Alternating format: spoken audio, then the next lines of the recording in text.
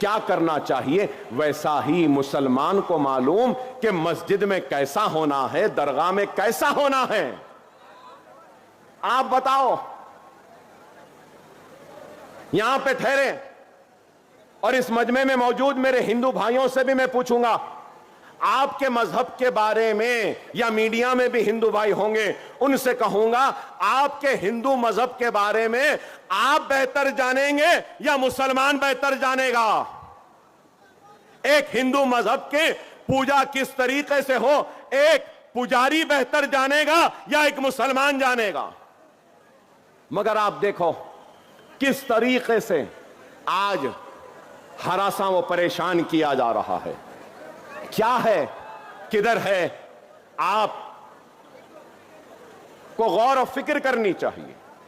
अब मैं आया, जैसे आते ही पुलिस वालों ने मुझे एक नोटिस दे दी, कहा कि अकबर साहब आप इस पे दस्तखत कर दें।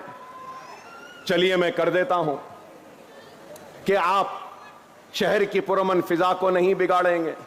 क्या अब तक मैंने कोई ऐसी बात कही जिससे कि शहर का अमन मुतासिर हो? ठीक है, दे दिए, ले लिया। ये कानून के मुहाफिजीन हैं, मैं कानून बनाने वाला हूं। तो कानून का एहतराम करना मेरी जिम्मेदारी, कानून का इतलाक करना इनकी जिम्मेदारी। इन्होंने इनकी जिम्मेदारी निभाई, मैं अपनी जिम्मेदारी निभा रहा हूं। लेकिन मैं ठहर कर सवाल तो कर सकता हूं ना। रसूलुल्लाह सल्लल्लाहु अलैहि वसल्लम की शान में एक शख्स ने मुसलसिल गुस्ताखी की, मुसलसिल हमारे दिलों को ठेस पहुंचाई, हमारे आका के का गुस्ताखियों का सिलसिला जारी रखा, और उस शख्स पर आज तक भी उस शख्स की ना गिरफ्तारी हुई, ना वो जेल में गया, ना उसको पुलिस पकड़ी। मगर मैं मुसलमान मालेगांव को आया तो नोटिस मिल गई। क्या ये इंसाफ है? क्या ये इंसाफ है? अरे इंसाफ का तकाजा है कि हर वो शख्स जो मजहबी मुनाफरत फैलाता है और हिंदू मुसलमान के बीच में तफरीका डालता है, उनको बांटता है, उनको लड़ाता है, हुकूमत को और पुलिस को चाहिए कि ऐसे लोगों को गिरफ्तार करे और जेल में डाल दे, ताकि हिंदू और मुसलमानों के बीच में कोई दीवार ना पैदा हो।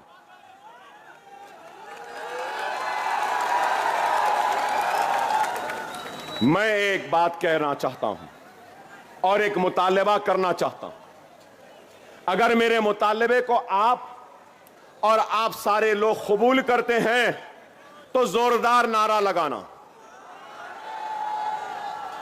मजलिस इत्तेहादुल मुस्लिमीन की तरफ से अकबरुद्दीन ओवैसी आज इस जलसे के जरिए इस अवाम की मौजूदगी में यह मुतालबा करता है कि रसूलुल्लाह की शान में गुस्ताखी करने वाले को फौरन गिरफ्तार किया जाए, जेल में डाला जाए।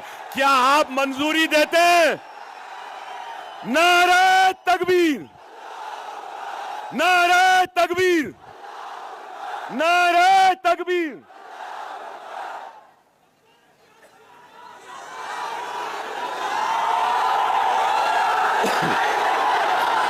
हमें यकीन है कि मुल्क का कानून जरूर रसूलुल्लाह की शान में गुस्ताखी करने वाले को पकड़ेगा। मुझे यकीन है कि जिस तरीके से ये सच्चे बहादुर जवां मर्द पुलिस वालों ने जो मुझे नोटिस दी है, यही सच्चे जवां मर्द ईमानदार पुलिस ऑफिसर अपनी ड्यूटी करेंगे और वो गुस्ताख को भी पकड़ कर लाएंगे, मुझे यकीन है। अब वक्त बताएगा, वक्त फैसला करेगा। हम जानते हैं। और फिर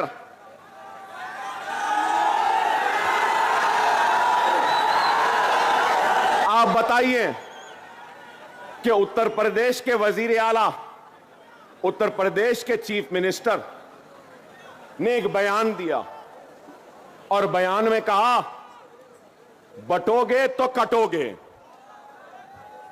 यहां मीडिया वाले बैठे हैं, मैं मीडिया वालों से एक छोटा सा मशवरा दूंगा आपको। जरा योगी साहब से पूछिए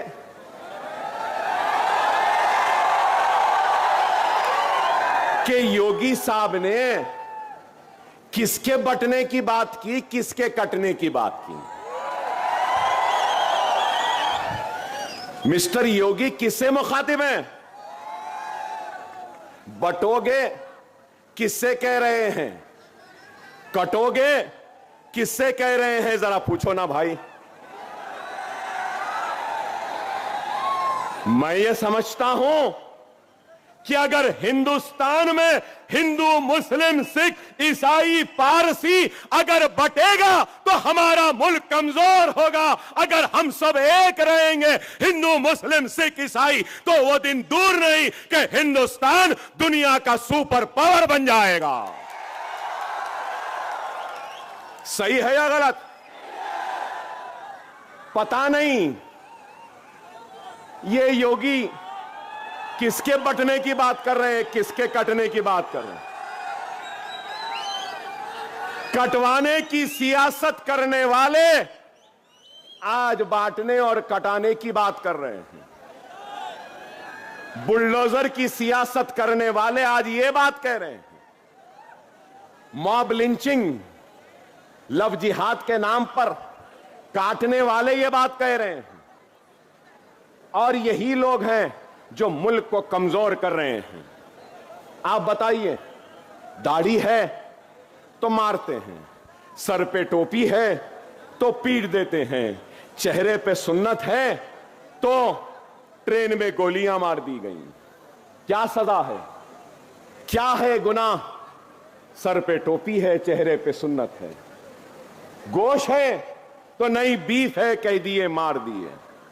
मॉब लिंचिंग, अरे आप बताओ, घर वापसी के नाम पर अब वक्फ एक्ट है, तो आप गौर करो मेरे भाई, ये सब चीजें क्या हैं। मैं आज इस जलसे से न सिर्फ मुसलमानों से बल्कि मेरे हिंदू भाइयों से अपील करूंगा कि खुदारा ये मोदी योगी के बातों में ना जाओ, इस मुल्क को कमजोर होने मत दो। ये मजहब और नफरत की सियासत से एतराज करो और तरक्की के सियासत को थमा लो। आओ हम और तुम मिलकर इस मुल्क को आगे बढ़ाएंगे। लेकिन आज क्या हो रहा है बताइए। मैं आपसे यही अपील करने आया हूं कि खुदारा समझो हालात क्या हैं, हालात क्या हैं। आज आप महाराष्ट्र की सियासत को देखिए, महाराष्ट्र की सियासत को देखिए कि क्या है। मैं हमारे पुलिस ऑफिसर से रिक्वेस्ट करूंगा, प्लीज, डिस्टर्बेंस हो रहा है साहब, 10 मिनट है, मुझे बोलने दीजिए प्लीज प्लीज। और मैं पब्लिक से भी रिक्वेस्ट करूंगा कि जो जहां है वहां ठहर जाएं। देखो ये अपनी ड्यूटी कर रहे हैं, ठहर जाओ। 10 मिनट है, मैं खत्म कर दूंगा अपनी तकरीर, समझो 10 मिनट है।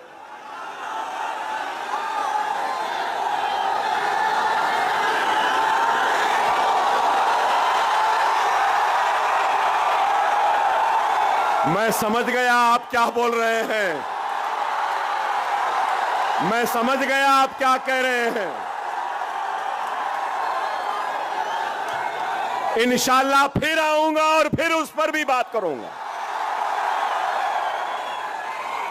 मगर मैं आपसे यह बात कहना चाह रहा था कि आप देखिए कि कितनी पार्टियां हैं। आज से 5 बरस पहले बीजेपी थी, शिवसेना थे, दोनों मिलकर इलेक्शन लड़े। कांग्रेस थी, एनसीपी थी, समाजवादी भी थी, मजलिस भी थी। और आज एनसीपी के 2, शिवसेना के 2, और उसके बाद में कांग्रेस भी है, उसके बाद सब हैं। इलेक्शन से पहले मिस्टर मोदी और मिस्टर उद्धव ठाकरे मिलकर इलेक्शन लड़े। लड़े ना। इलेक्शन के बाद मिस्टर ठाकरे अलग हो गए, मिस्टर मोदी अलग हो गए, और मिस्टर ठाकरे मिस्टर पवार से मिल लिए, और मिस्टर ठाकरे उसके बाद में फिर मिस्टर राहुल गांधी से भी मिल लिए ना। एक सियासी जमात आती है तो उसकी एक आइडियोलॉजी होती है, एक उसकी सोच होती है, फिक्र होती है। ठीक है, मैं आइडियोलॉजी से इत्तेफाक नहीं करता। किसी की हिंदुत्व की आइडियोलॉजी, किसी की सोशलिज्म की आइडियोलॉजी, किसी की सेकुलरिज्म की आइडियोलॉजी, किसी की कैपिटलिज्म की आइडियोलॉजी। क्या इस बात से कोई इनकार कर सकते हैं कि बाल ठाकरे, उद्धव ठाकरे और शिवसेना की आइडियोलॉजी हिंदुत्व की है या नहीं? मीडिया वालों से भी पूछूंगा, है ना? ठीक है भाई, वो उनकी आइडियोलॉजी है। कांग्रेस की आइडियोलॉजी क्या? सेक्युलरिज्म बोलते हैं, अंदर से तो कुछ और उनकी आइडियोलॉजी है। तो अब सवाल यह है कि हिंदुत्व आइडियोलॉजी आज सेक्युलर आइडियोलॉजी के साथ है। तो उद्धव ठाकरे ने राहुल, प्रियंका, सोनिया गांधी और मल्लिकार्जुन खड़गे और पूरे कांग्रेसियों को क्या हिंदुत्व की आइडियोलॉजी का सबक पढ़ाने में कामयाब हो गए, और गांधीयों ने हिंदुत्व की आइडियोलॉजी को कबूल कर लिया कि उद्धव ठाकरे से हाथ मिला लिया? जवाब है? कोई जवाब है? नहीं है। मिस्टर मोदी हिंदुत्व के चैंपियन, मिस्टर योगी हिंदुत्व, खैर उनकी आइडियोलॉजी है, उनकी आइडियोलॉजी है, मुबारक उनको। और मिस्टर मोदी ने क्या कहा? ना खाऊंगा ना खाने दूंगा, 15 लाख वापस लाऊंगा, करप्शन का खात्मा करूंगा, डिमोनेटाइजेशन। अरे वाह, क्या बातें थे मिस्टर मोदी के कि अजीत पवार शरद पवार को छोड़ दिए और करप्शन से ये मिस्टर मोदी योगी हाथ मिला लिए। गई। अब आप देखो क्या है। और फिर गारंटीज का वक्त आ गया। कोई 5 गारंटी, कोई 6 गारंटी। कांग्रेस शायद आज ऐलान करने वाली थी उनका मैनिफेस्टो। हमारे रियासत में भी कई गारंटीज दिए हैं। ऐसी गारंटी है कि बोलते ना, वो नाना की दुकान पे मामू की फातिहा, वैसा हिसाब है। ये दे देंगे, वो दे देंगे, ये दे देंगे। बहरहाल वो गारंटियां पूरे नहीं हुए। अब ये गारंटी कौन लेगा इलेक्शन के बाद? क्या पवार ठाकरे के साथ रहेंगे या शिंदे के साथ जाएंगे? ये गारंटी कौन लेगा? क्या शिंदे पवार के साथ रहेंगे या फिर गांधीयों के साथ चले जाएंगे? गांधी क्या गारंटी लेंगे कि वो बीजेपी के साथ नहीं जाएंगे? अरे ये इसकी सियासत में, महाराष्ट्र की सियासत में ना कोई आइडियोलॉजी रही, ना कोई उसूल रहे, ना कोई अक़दार रहे, कुछ नहीं रही। सिर्फ इख्तिदार की कुर्सी होना है। याद रखो, याद रखो, हमारा कोई नहीं है, सिर्फ हम वोट बैंक की तरह इस्तेमाल करते हैं। हमारे पास अपनी आवाज नहीं थी, अपनी जमात नहीं थी। अब आपकी जमात मजलिस है, जिसकी आइडियोलॉजी है आपकी खिदमत, आपकी आवाज, आपकी इज्जत, आपका वक़ार, आपकी शरीयत की हिफाजत, आपके औकाफ की हिफाजत, आपके हक की लड़ाई लड़ना। खुदारा मेरी बात को समझो, मेरी बात को समझो। महाराष्ट्र सियासी मेस में है, मेस कहूंगा, पॉलिटिकल मेस है। यह सुनहरी वक्त है। यहां पे कई किसान होंगे, यहां पे कई किसान होंगे। एक वक्त बीज बोने का होता, दूसरा वक्त फसल को तैयार करने का होता, तीसरा वक्त फसल तैयार होती है, चौथा वक्त फसल को काटने का होता है। याद रखो मेरे प्यारे भाइयों, ये फसल बोने का वक्त नहीं है, फसल काटने का वक्त है। समझो मेरी इस बात को। अगर मजलिस के 5 या 7 एमएलए आ गए ना 16 में से, तो मेरी इस पेशन गोई को याद रख लो, तुम्हारी और हमारी के मर्जी के बगैर कोई तख्त पे नहीं बैठ सकता। हम बादशाह गर होंगे, और जब हम बोलेंगे कि क्या दे रहे बच्चों को स्कॉलरशिप दो, यहां पे पावरलूम को मजबूत करो, अपैरल पार्क अमरावती में आया, अपैरल पार्क को मालेगांव में लेकर आओ, हम कहेंगे यहां की सनत को उजड़ने से बचाओ, यहां के बच्चों के मुस्तकबिल के लिए लड़ेंगे, और हम कहेंगे हमको ये होना, ये होना, ये होना, ये होना, जो हमको देगा हम कहेंगे बैठ जा हमारे सदक़े हमारे जूतियों के तुफैल में बैठ जा। हमारा वो मौक़िफ़ है। खुदारा समझो, अव्वलीन हमारी जिम्मेदारी क्या है? सबसे पहली जिम्मेदारी है बीजेपी, शिंदे, अजीत पवार को शिकस्त देना। देंगे ना? चाय वाले को हराएंगे ना? वो योगी को हराएंगे ना? वो करप्ट अजीत पवार को हराएंगे ना? वो शिंदे को हराएंगे ना? उसके बाद में जिम्मेदारी है तो क्या है? मजलिस जहां है इसको जिताना।